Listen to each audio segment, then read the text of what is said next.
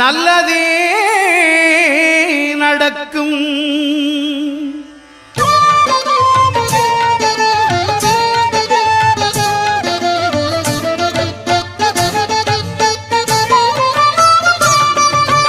ஒன்பது கோளும் ஒன்றாய் காண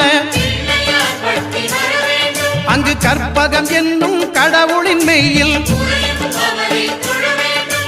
ஒன்பது கோளும் ஒன்றாய் காண அங்கு கற்பகம் என்னும் கடவுளின் மெய்யில் சூரியன் முதலாய் 9 கிரகமும் பலவித குணங்களை கொண்டிருக்கும். எங்கள் கற்பக தருவில் அவை வரும்போது ஒன்றாய் சேர்ந்து பலனளிக்கும்.